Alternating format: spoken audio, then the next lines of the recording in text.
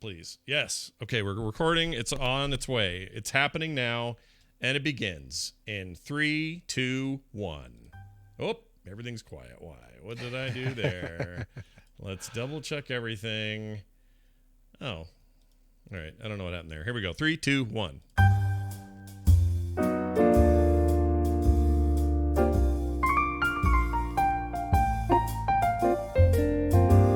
This is the morning stream, but it's not in the morning, it's at night.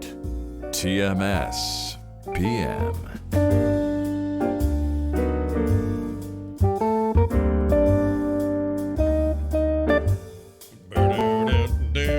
Hey everybody, welcome back to TMS PM, the hour and 15-minute late edition of TMS PM. It's 4:45 in the Mountain Time. I'm Scott Johnson. He's Brian Ibbett. Good afternoon. How are you? Impressive. Everything you just said in that sentence was correct. Fake news. Fake news. The good news Not a is... line from Rise of Skywalker, by the way. That No. was a line from Last Jedi. Yeah, we're going to make it... So let's make this very clear. The reason we're late today is I was in a movie theater and I thought it would be on time for me to get home, but I had it all wrong in my head, so we're starting late. And I saw the Rise of Skywalker deal. And so did Brian. He saw that the night before. Last night, right? I saw it last night. Yep. Mm-hmm. So we both have thoughts and feelings. We're not going to spoil anything story related at all. And but just kind of, share our thoughts, our feelings about what we saw, generally speaking. If we liked it, if we think it was a worthy cap to a big, long, what is this now? 9 episodes of Star Wars film goodness. Yep, 9 specifically on the Skywalker. I'm trying to think of what it would be. Like that would be 8. 9 would be the novellogy. Novellogy, sure. The novellogy? Sure. It takes a novellogy? Yeah, it takes a novellogy. It's a great M. Night Shyamalan movie. Go see the novellogy. Yeah, it was very good. Oh, good. Yeah. I'm gonna go ahead and give it a school grade, okay? So I'm going to give it good. F through A, but I'm going to give it a caveat. I'm going to say, for me, now again, not everyone else. Right. Mm-hmm. For me, I'm going to give the opening until about 2/3 of the way through a B, and then I'm going to give the rest of it an A, because I think it finished really strong.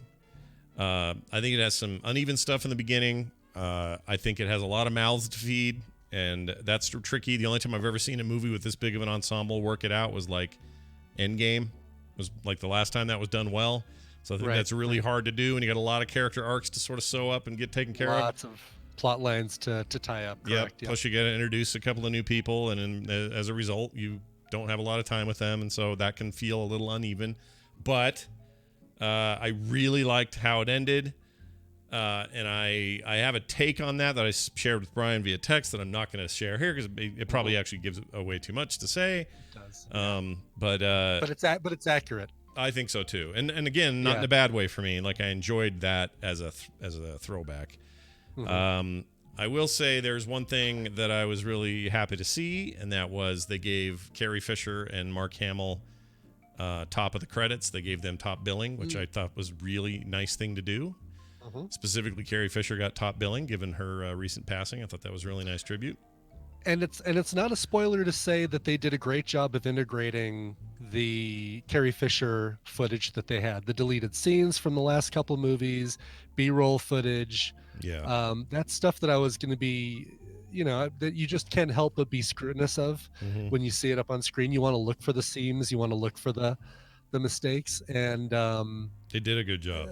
They did a great job, yeah. It's not perfect, but I can't really imagine solid. how you would do it perfectly. I mean, even if they'd have gotten all their scenes, it still would feel weird because she passed. And when that happens, we are weird with movies. It's hard to watch them and not think about the fact that that person up there is not alive anymore.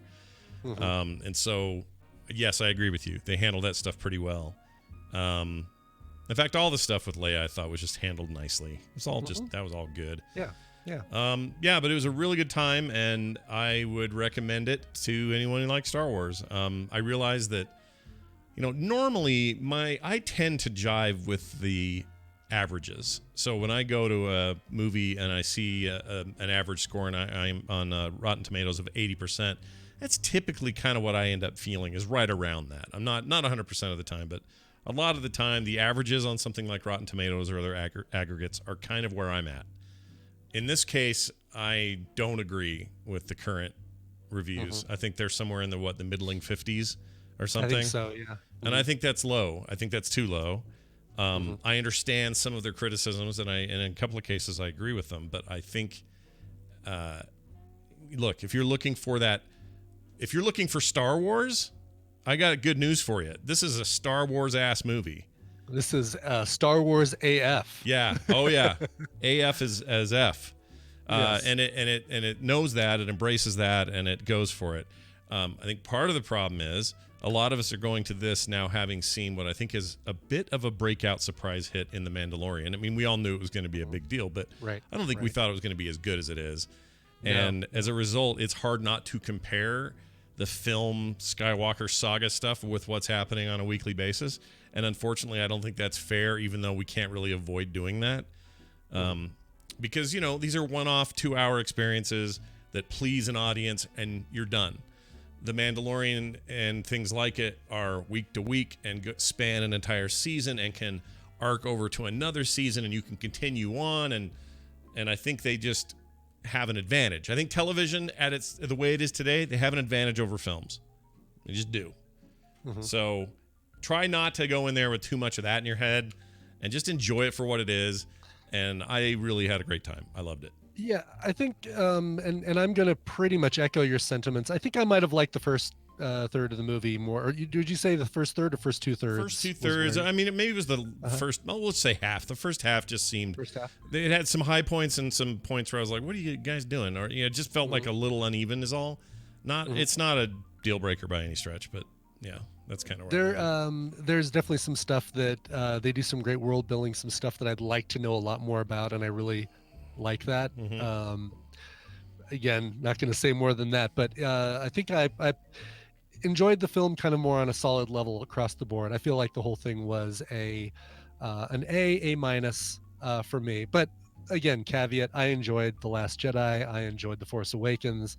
I did not enjoy the prequels as much. Yeah, I'm with you there. I liked the last two. Did not like the prequels at all. Yeah, love the original trilogy, and still put Empire Strikes Back as my favorite of the series. But same here, easy. There's a battle going on for what I would say be the second place movie. Used to be unequivocally Star Wars. Used to be A New Hope, without argument. But now, I'm not saying this one. I'm not saying Force Awakens or Last Jedi. But there's a closeness there of things that I really like about the current story, the new stuff. I liked it.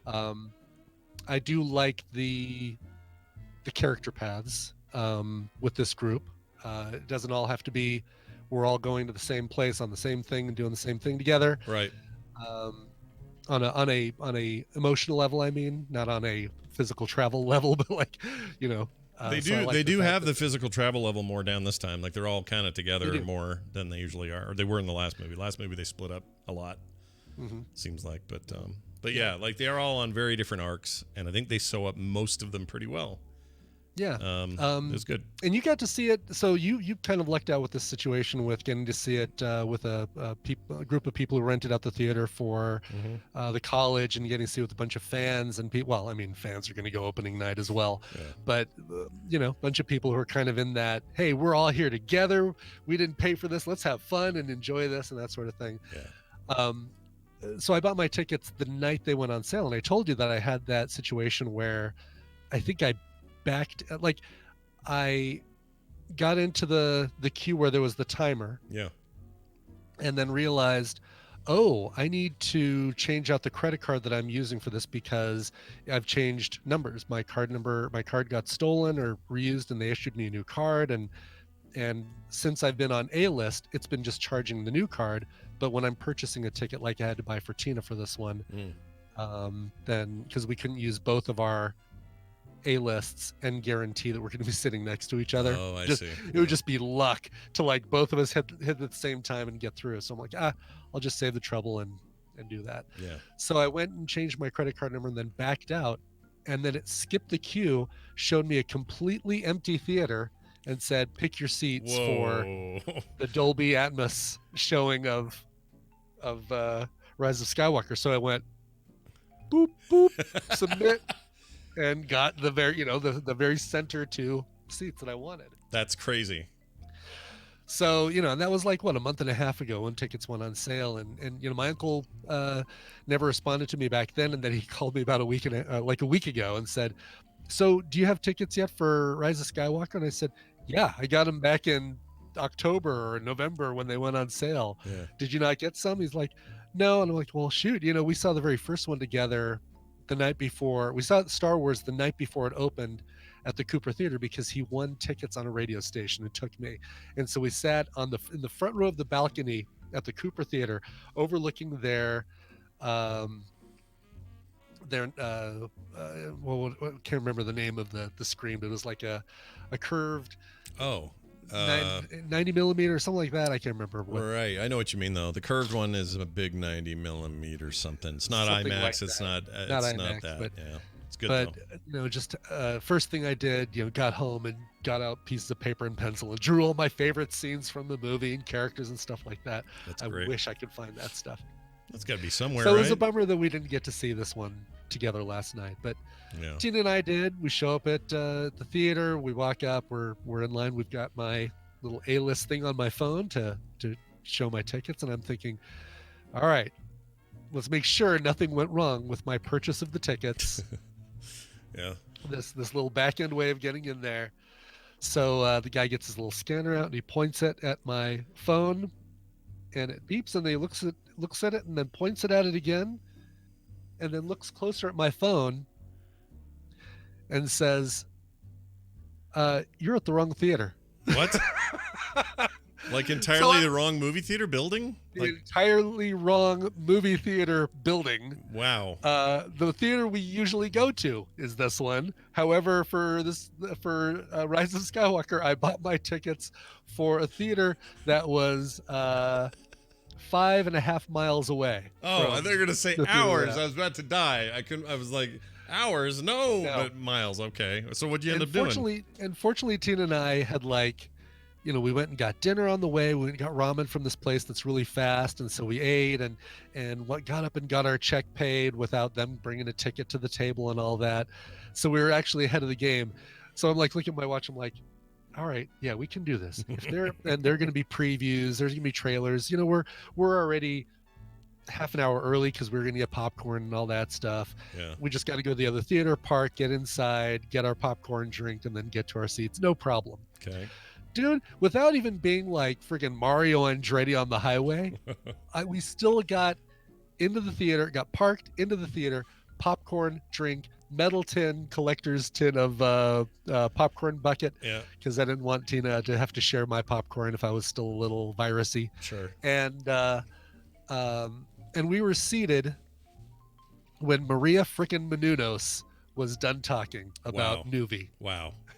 That's how well done we were. We got to see all the previews. Wow. We didn't. Actually, one thing I missed is we had no previews this time because it was a rented out theater. They don't do previews. Oh, right. Yeah. You just show up and go. I was really surprised they didn't show the Black Widow preview. I thought that was one that was probably going to be likely to be shown with this one. But they showed the new Ryan Reynolds where he's an NPC basically. Oh right, Free Man or whatever it is, the Free Man. Yeah. So hold on a second. I thought the Black Widow thing was a TV show. Is it not? I thought it was a. No, it's a movie. Oh, it's a movie. Why did I think it was a TV thing? The TV shows are going to be Winter Soldier, Falcon, WandaVision, and What If. Oh, I've got that all left up in my head. Loki's a TV show, but no, Black Widow is going to be a full movie. Okay, that's exciting. Yeah, you'd think they would show that there, given it's Disney. And everything. They showed the Christopher Nolan Tenet thing. They showed. The Christopher Nolan David Tennant biopic. It's a biography of David Tennant, right? I assume. Right. Yeah. Okay. Exactly. Great. Yes. Yeah, I don't know what to make of that yet, by the way. I don't know what to think of that trailer. I've watched it a couple times, the Tenet trailer, and I don't know what to make of it. I don't either. Yeah. Yeah. No, I'm glad to say that the only idiot in the theater last night was me. Like for a change. I was the idiot in the theater. So nice. It's always good when you're the guy instead of somebody That's else. right, exactly. Yeah, Yes. I'm all right with that. So I had a funny thing happen when we got there because it was starting to fill up with people that I don't really know, but I know that work with Carter or around Carter or somehow connected to the university program up there. And so what this is a lot of students, alumni, graduate students, teachers, professors, people like Carter who just work there and are also students. And then there's a bunch of industry people there that are working in various game development houses that are based here in Salt Lake or have offices here. So there was guys from EA. There were people there from, I forgot the name of the studio. There were 4 or 5 studios that I was aware of anyway, where there were people just, coming out on a Friday, got invited to play. And one of the studios with some, 3 or 4 people there with them was for Avalanche Studios. These guys make the Just Cause games. They made that Mad Max game in 2015 that I really liked. They made the more recent, the sequel to the id game. I can't think of what it's called real quick here in my head. Anyway, whatever it is. So I like those guys, and I totally love the Rage 2. Cause There you go. series. Yeah, Rage 2. Yeah. Anyway, so I totally had this fanboy moment where I have never felt so stupid. And so I just want anyone who ever walked up to us at Nerdtacular and felt weird about it, I want you to know I know how you felt, because I thought they were this guy named Dave, who is who's in charge of the department. And so I kept saying, "Oh, I hear he's older and has a mustache. Hey, are you Dave?" "No, I'm not Dave." "Oh, I'm sorry. Are you Dave?" "No, I'm not Dave." It's and like a Cheech and Chong routine or something. Dave's not here, man. So I said, "I'm sorry." And they go, "We're here with Avalanche Studios." And so to add on top of my, "Hey, you're not Dave" problem, I went, "Oh, that's so cool. I love your games." And they just looked at me. And I didn't know what else to say. I was out of words. I don't do that very often. I'm never out of words. Oh, that's funny. Wow. Yeah. I'd probably get that way if it was some musician that I'm a huge fan of, right? Yeah. I mean, I almost said you guys need to make a sequel to that Mad Max game, but I didn't do it. I didn't quite pull it out. Kind of wanted to, though. I don't think it sold very well, which is why they haven't made a sequel. But At least you didn't say something like, I would have done something like, "Oh man, I love Far Cry." that'd be awesome. What do you Because guys I think get of Just Far Cause Cry? and Far Cry confused all the time. Even though I have Far Cry, I don't have Just Cause. Yeah, one's first person, one's third person. Right, Yeah. exactly. No, I get you. It's like me and Kurt Russell and Kirk Douglas. I do the same thing. It's not Sure, quite the or- same, but it's sort of the Or same. Nicole and McDermott and Oh yeah, McRolney and McDermott. McRolney. Yeah, Dylan McDermott and Dermot McRolney. That's right, exactly. Anyway, it was fun. You guys should all just go see it. A bunch of you guys probably already have.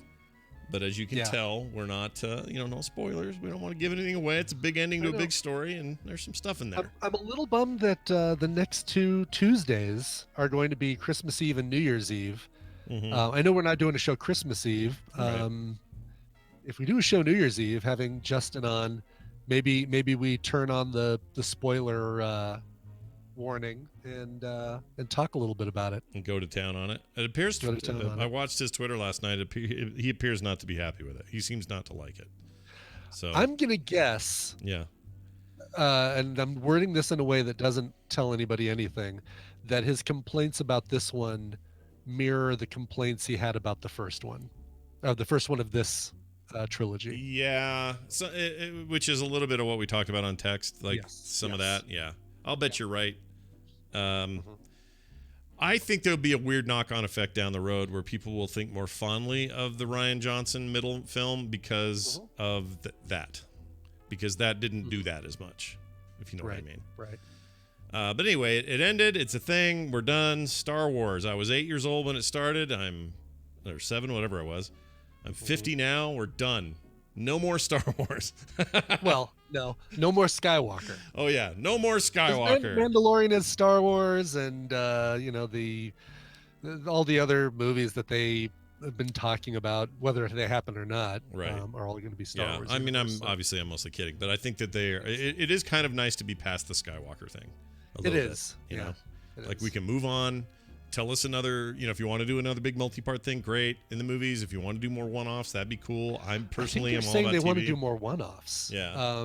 Like, Kathleen Kennedy, I think, was yeah, Kathleen interviewed Kennedy. with Hollywood Reporter, and she's like, "Yeah, we're kind of also done with big multi-part sweeping epics. That we just want to do like one-offs going forward, or at least primarily work on one-offs. I'm totally down with that. I And am more too. and more TV shows. So they got the Obi-Wan show coming. I'm excited about Yeah. that more than ever. I was I had anticipation for it before Mandalorian, but now I'm all in. Whatever they want to do with TV, Totally. let's do it. Yeah, they're great.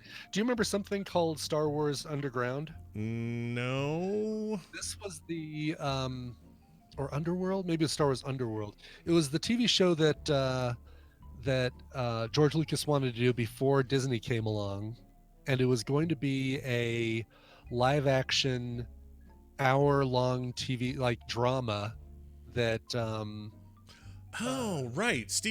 Kevin Smith was involved somehow or something, wasn't he? He was going to write it? maybe or- yeah maybe Hmm. and it was going to basically take place between the prequels and A New Hope, and kind of follow the story of the underworld of like the bounty hunters and the other seedy patrons of the cantina and stuff like that, but never happened. But Yeah. I mean, in a way, Mandalorian sort of is doing that's what I'm thinking. Yeah. Yeah, exactly. Like, I wonder if there's any sort of like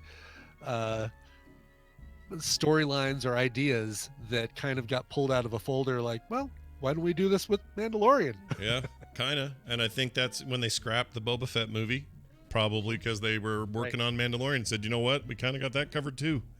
Like, we don't really need to do that one. So, yeah, what they do in the future, I hope, is more. They can be fan referential and all that stuff. That's fine. But I hope it continues to be more in places and with characters that we've never met, that we don't have any kind of archetype in Star Wars for. Just like, let's use that universe and build some new stories, and that'd be awesome. But anyway, worth your time, worth your money. I guess I got it for free, but go see it. It's good. Yeah. I mean, if Real good. go into it, if you'll probably like it if you like the last two. I think it's a pretty safe bet. I think so, yeah. I'll bet. Okay, so here are the two categories. If you liked Force Awakens, I think you're guaranteed to like this. If you liked Force Awakens and Last Jedi, you're guaranteed to like this. If you were one of those people that liked Force Awakens but did not like Last Jedi, I think you're going to like this again because it gets back to what you liked about Force Awakens. Right. Like, I feel like there aren't going to be too many losses here. I feel like everybody's going No, to I find think something.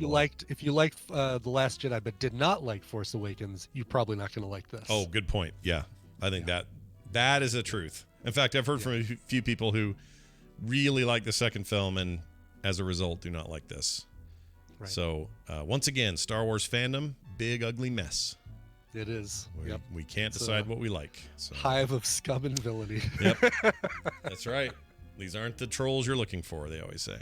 That's right. Exactly. All right. Well, that's that. Hey, we got time today for your Twitter questions. How do I know that? Because this played. Whoops. How come it didn't play? Why aren't you playing? And you can always follow me on Twitter. Now it's playing. All right. We're going to take ex-EPA chief Rick Perry's advice and talk about your questions on Twitter. It's the Ask TMS PM hashtag.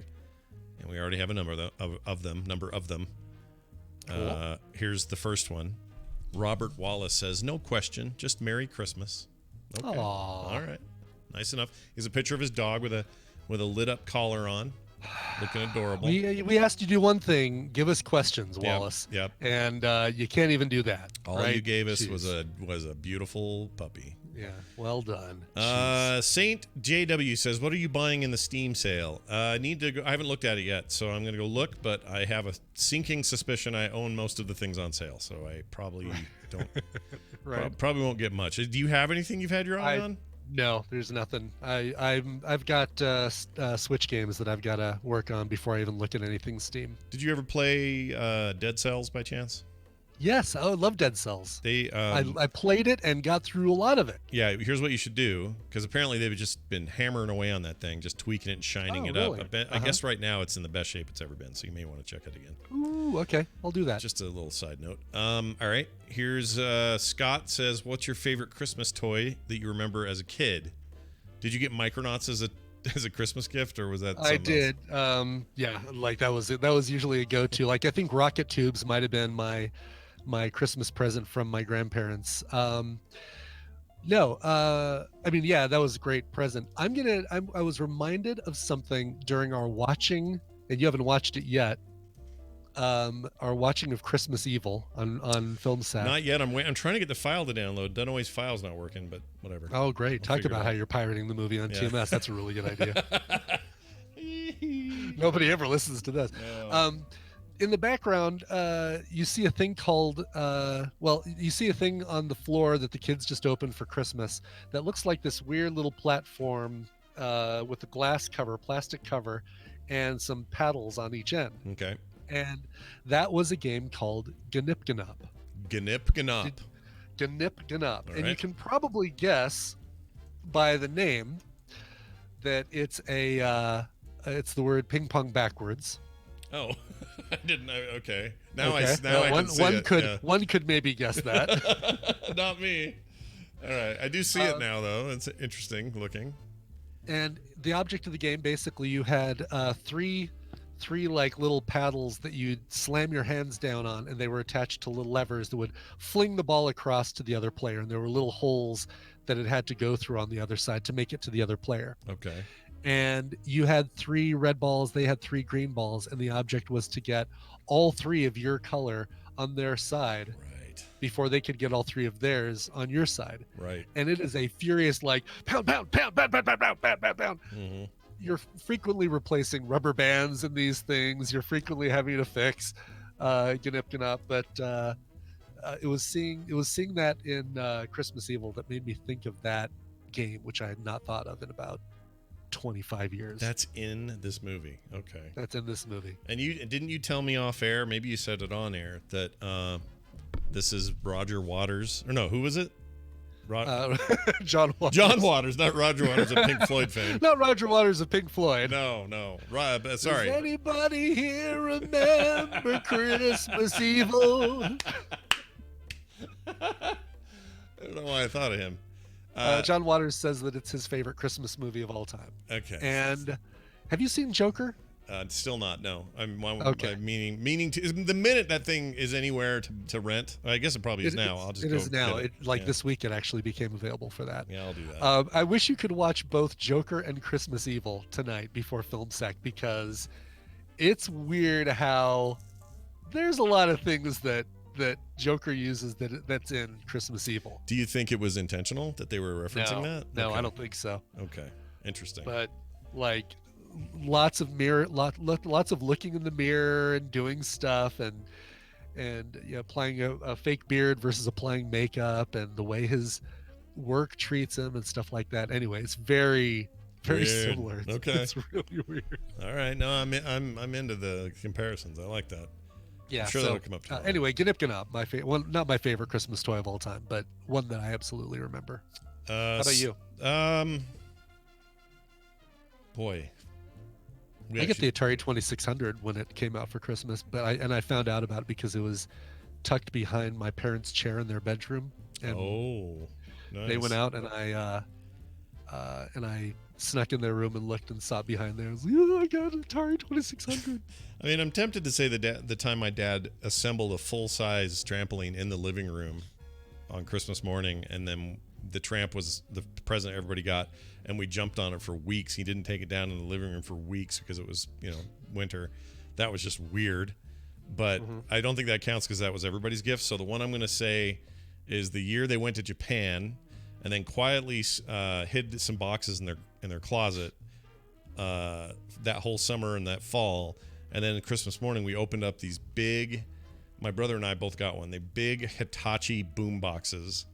Oh, yeah. Like total 80s business boom boxes. But they were cool because they had a whole bunch of stuff you couldn't get in America yet. They were super, super Japanese designed, and they sounded amazing compared to everybody else's. The tape deck thing had a hydraulic eject system, so it wasn't just a big plasticky eject. We still have it. Carter refuses to let it go anywhere. She keeps it. Like when the tape comes out, it goes slowly, as opposed to That's right.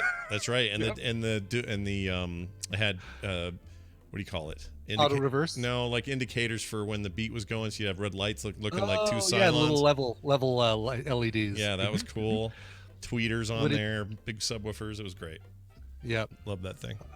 Nothing better for listening to Run DNC while while you spin around on a piece of cardboard you laid on the floor. Yep. I think the first thing I listened to it on it, other than the Christmas Day stuff, was like Dr. Demento that weekend or something. Oh, sure. Because I was into that at the time. All right, there's a good one. Here's one from Sunglow Steve, who says, do you guys think that old people carefully and distinctively pronounce their words do you think old people carefully and distinctively pronounce their words because they are getting hard of hearing? That's an interesting question. I mean, is he saying it because the other day... I don't think that all old people, I don't think that the elderly necessarily are very clear with their diction. I know of several elderly people who aren't. Yeah, I don't know about this one. I think this is, I'm with Brian. I don't think that's a thing. Maybe he's talking about, maybe it's in reference to the thing we were talking about where there's accents, like regional accents, a Utah accent, that sort of thing. Maybe that's what he's referring to. I don't know. Because I don't know any adults who are very careful about pronouncing their words. Most of them don't give a shit anymore. It's like, I'm old. Right. And they just trail off, right? They just trail off into nowhere land. Exactly. Here's one. Jeff says, I emailed Brian a Battle Royale suggestion. Oh, and didn't get a reply. Should I assume my suggestion sucks? Yep, it did. It was probably one of the worst ones I'd ever gotten. Oh, man. No, probably not. I mean, I can't use every single one that comes in. And here's the things I look for. When you send something in, it's probably something that you know really, really well. Yeah. But it might not be something that Brian and Scott know really, really well. For example, one that we got recently that I thought was really good, but that you guys would not be able to do. But I'm curious. I'll give it to you right now. Different names for Santa Claus in other countries around the world. Oh, all right. Out of curiosity, like how many can you name just off the top of your head? Other names for Santa Claus. Other names for Santa Claus. I mean, things like Saint Nick don't count, right? Because that's just us. Okay. Right. I don't know any, I think. Yeah. I can't think these of are any. ones like Para Noel in Belgium, Papai Noel in Brazil, Viejo Pascuero in Chile, Dunche Lao Ren in China, Kurtzman in Netherlands, Father Christmas you might have been able to get in the UK. Yeah, maybe that. Yeah. I'm looking to see if Sweden is Jultomten. Okay. Christmas brownie. Weirdos. And so it's like, that's a really good question, but I don't think it would last very long in this game. And those are the things I look for. I want it to be, we've had our fun ones where the first question or the first answer, they're one and done. But they had a chance on that one. On this one, I don't think they'd have a chance and it would be one and done. No, I think in Dunaway, he may have fared better than me, but I would have lost horribly. I'll bet he would have gotten Father Christmas. I wouldn't have gotten it. He might have been. I don't know. Even Germany has Weihnachtsmann, which means Christmas man. Christmas man. Christmas man. I like that better than all of them. I just want to do that from now on. Sure. Say Christmas man again. All right. How about this one? Hi, Scott and Brian. What are your favorite? Oh, this is from Zoe. Hi, Scott and Brian. What are your favorite drinks when it's late, cold, and dark outside, and when it's hot, daylight, and hot outside? Oh. So the two extremes. Okay. You go first because you're a drink guy, and you'll probably have way better answers than me. What do you like? Well, I mean, if I'm saying alcohol, which I don't have to. Boy, I mean, on a hot day, a margarita just always seems to hit the spot. Like a nice, icy margarita, salt on the rim. The glass has beads of condensation on the outside. It isn't necessarily bright green, but actually normal, natural margarita colors would be good. Hot drink, I like. I'm a cider over a hot cocoa kind of guy. So I do like hot good cocoa. cider is good. Yeah, you like good hot cider. I like hot cocoa with a dollop of whipped cream on it as opposed to marshmallows, because I like it when the whipped cream mixes in with it. Yeah, it's so better. J.K. Grammer, I'm going to address this right now. Okay, go. Because J.K. Grammer just said that I said run DNC, which I did say it. I think at first I said rum DMC, and then I tried to correct. I said like as I was talking really fast, I said rum DMC. I mean run DNC, and I was basically like putting the N on both of them. I know who Run DMC is. Yeah, I think he's probably familiar with their work. Is my thinking. They're comparing it to the nuclear thing. Oh yeah. No, I didn't grow up in a household where anybody called it Run DMC. But I can see that maybe the current administration might. Yeah, if you're head of the National Democratic Convention, maybe you'll say Run DNC. Right. I Run DNC. Yeah. Or I can see our fearless leader saying, we're going to call them the Run DNC from now on. The Run DNC. I hate when he does that so much. Right? That crappy, condescending voice. Yeah. The Run DNC. They said we can't say Christmas anymore. Nobody ever said you couldn't say Christmas, you dipshit. Exactly. All right, I'm going to hear it. We're going to play it anyway. Here. Play it. Play it. Love that thing. Nothing better for listening to Run DNC while you... See, like I started to say rum DMC, and then I was like, oh, gotta change it. Like I accidentally said rum. Yeah, that needs to be an N. My mind is like working 1,000,000 miles an hour, and then I switch it. Also, doesn't help that I'm so congested that my M's all still sound like B's and. Yeah, your chest sounds like it's got a neighborhood in there. Oh, chest is fine. It is all like right here in the old sinus cavity. Yuck. That's no good. Got a Millennium Falcon flying around in there shooting things. Good. That's where it belongs. Yes. All right. We got this one from. Whoops! I lost my place. Here we go. Great. Oh, I didn't answer. I guess I kind of did. I do like ciders as well. So I'm with Brian on that. I like a lot of cinnamon, no matter what it is, on the cold night. Mm-hmm. I won't do it anymore, but I used to like a good hot chocolate on a cold night. For me, though, this is going to sound weird, but I really like a mug of hot, like chicken or beef bone broth. Like broth. Mm-hmm. Hot broth is like not this. I know it's not really a drink. It's almost a soup at that point, right? Because you're going the savory way. But I love that on a cold day. Love it. Love it. Love it. Hot days, I'm all about the Arnold Palmer. Give me a nice ice cold tall Arnie Palmer. That's usually my go-to at restaurants if I'm not having alcohol. Is it Arnold Palmer? What's that? Is it Arnold Palmer? Yeah. Do you find places that are like, oh sure, or do you ever run into people who don't know what the hell you're talking about? I don't run into any places that don't know what they are anymore. Okay. There was a time that was the case, but yeah, no, it's pretty common, and I can always say, and if you press a little bit harder on the iced tea machine than you do the lemonade machine, I'll be totally fine with that. Nice. We have a really great question on here about something. Let's see, where is it? This is so this is from Ethereal Visions, and it's for Dan, and Dan's not here, but I still like this question because I'll bet Brian does this too, so I'm going to ask it, okay?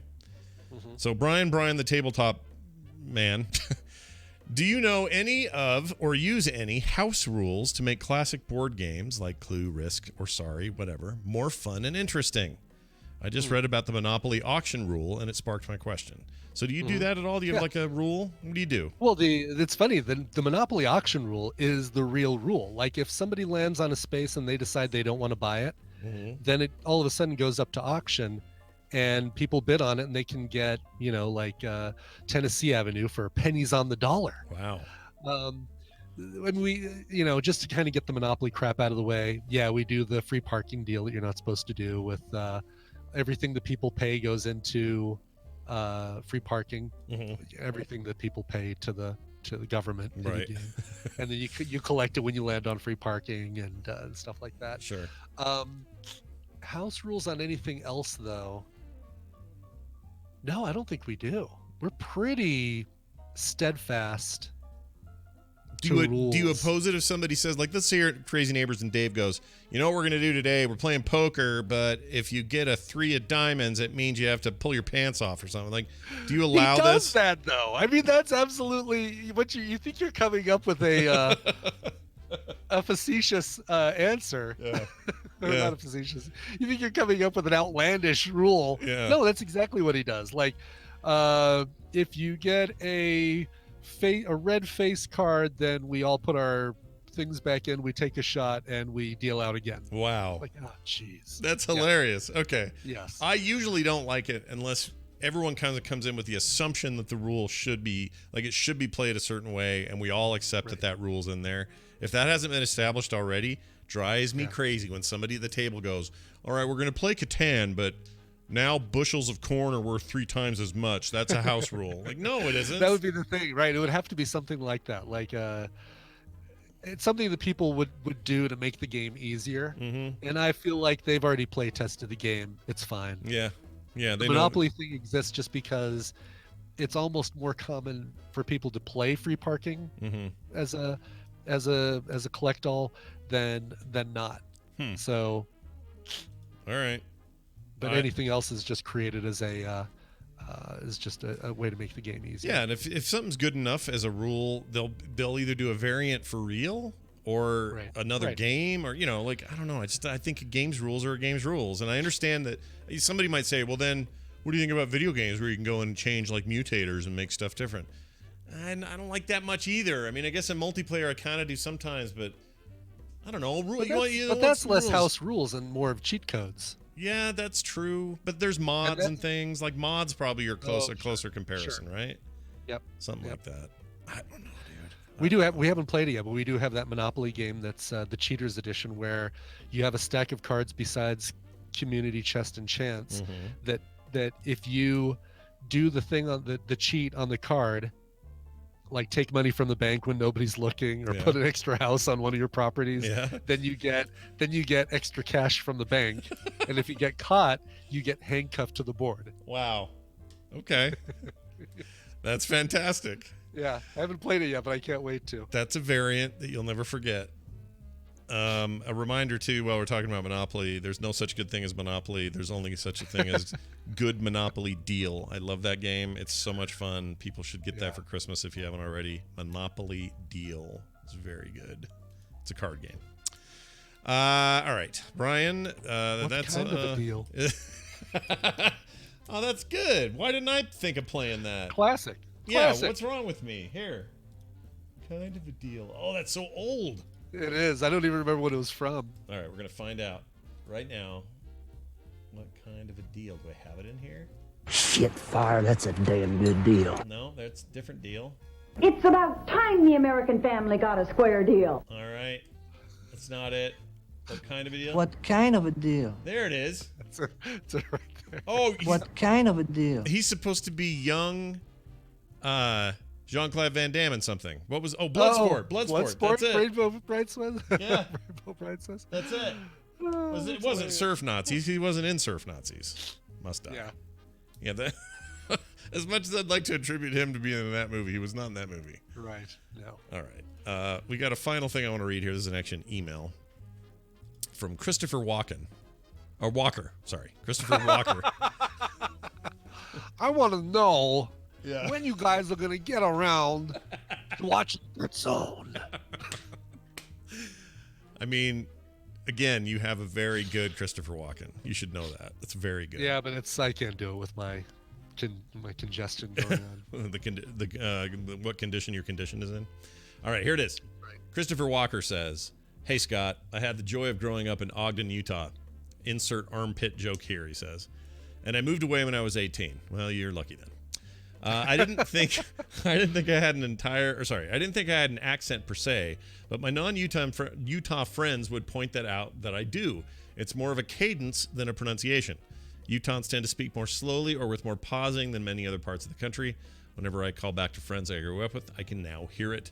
Thanks for the show, Chris." All right. I mean, I don't know. I don't think I have one, but that's what everyone says when they have one, especially a subtle one. Right. I mean, people in the South say, we don't have an accent. Yes, and they do. Like 100% they do, right? So right. Exactly. I get that. Maybe I ought to have, like, I know people who have the accent I'm talking about. I should record them talking so people know what the hell I'm talking about, because I can't fake it very well. I don't. And those are people who didn't move here from someplace else. They're specifically from born Utah. And raised, lived here their whole lives. Live in places like Tremonton, like just the most Utah ass cities ever. Like sure. I could, I'll have to dig around, but I'm going to find somebody who can say some words on a podcast or something. Please do. And then I'll share it with you guys, and then you can hear what I'm talking about. It's going to do it for today's Quickie. Thank you guys so much for being here. Oh, look at this. They have, Monopoly Deal on Amazon for as little as, let's see here, $7 is all. $7. Wow. Why wouldn't you do that? Is that a used copy or a No, brand Prime? new. Is that Prime, Scott? Can I get that delivered with that amount of money? This is going to be here by Sunday. I'm going to order one and give it as a gift. Somebody. They're going to love this gift because it's a great gift. I don't even know who yet. All right, I'm placing an order right now. It's going in. That kind of a deal. That's gonna do it. Thank you all for being here. So originally we had planned we weren't going to be here Monday, but maybe we are now. You think we are? Yeah, no, I think we were planning on being here Monday, but then we were going to have the rest of the week until our Friday play date. Right. The Patreon play date. Right. That's what it was. Okay, so we'll do Friday. So we'll be here Monday. The rest of the week is happy time. Everyone's having a good, happy, Merry Christmas time. Friday we do our play date. Right. Video games, all that fun stuff. We're totally excited. It's going to be great. Patron play date coming up on the 21st, or excuse me, the 29th, not 7th. What is it? Friday. 27th. 27th is our Patreon play date. And then the New Year's week, I don't know what the hell that looks like. Similar, I guess, but no, not really, because I think a New Year's Eve one would be good, and a little spoilery Star Wars talk with Jerry would be fun. I think that. so. If he's available, that would be the caveat. And then, of course, nothing on New Year's Day, but back at it on the 2nd. Yeah, see, that's sexy. I think we're going to do that. Yeah. Anyway, more details as we know them, but thank you all for showing up today a little bit late. We appreciate it. If you would like to support this show, we do this episode extra every week because of you and your support over at patreon.com/TMS. If you're looking to contact us or find out more information about the show, you can find that all at frogpants.com/TMS. All right, it is the tradition of the show to play a song as we go out here on a Friday. What do you got there for me, Brian? Right. Before I play it, I'm going to address something Fastadas just said in the chat. You should move the play date to Saturday when people aren't working. Guess what? We're doing that. It'll alternate between Fridays and Saturdays every other month. Right. So Right. on alternating months, it'll be on Saturdays so people can do it when they're not working. Yep. But we do it it's easier for us on Fridays, so we got to balance it out with both. So There you go. All right. Eugene wrote in and said, hello, Scott and Brian. The name's Eugene, Lieutenant codename from the chat. I'm the guy who always corrects you about everything Ukraine related on Twitter. December is a pretty special month for me. It's my birthday on December 22nd, wedding anniversary on December 27th. And now it's the month when I'm moving from Ukraine to California for a couple of years. So it will finally be a morning stream for me. Before, it was an after-work relaxed show because here in Ukraine, it drops at around 7 p.m. Oh, not Notice the Ukraine, right? Exactly. Yeah. Notice I'm not saying the Ukraine. Uh-huh. So anyway, I need a song. Any Panic at the Disco, Weezer, or Green Day cover will do nicely. Thanks for your amazing work. Can't imagine my life without you guys. Wish me luck with moving to the U.S. I hope it will be kind to me. Cheers. Oh, dude, we love people from Ukraine right now. Are you kidding? It's it's the greatest thing ever. I love it. Exactly. Can't really say I've heard anything about Ukraine at all recently. Yeah, it's been real quiet over here on that front. That's right. Haven't heard a thing. All right, so this is really cool. A track from this album made it into the Coverville Countdown, which I did part of today, and we'll do the second part of next week. But Jen Champion recorded an entire track-by-track cover of the Weezer Blue album, which is the one with all the great songs, right? Buddy Holly, Surf Wax America, In the Garage, No One Else. And this one right here might have been the first song that I remember hearing from Weezer. It is the Sweater Song, Undone, performed by Jen Champion. Awesome. We'll see you guys for Film Sack and on Monday for TMS. Thanks. We'll see you then. This show is part of the Frog Pants Network. Frog Pants Network. Get more shows like this at frogpants.com. What kind of a deal? Play that again. So check this out. I forgot to talk about this on the show, but about a week ago, well, even let's go back further beyond that. I ordered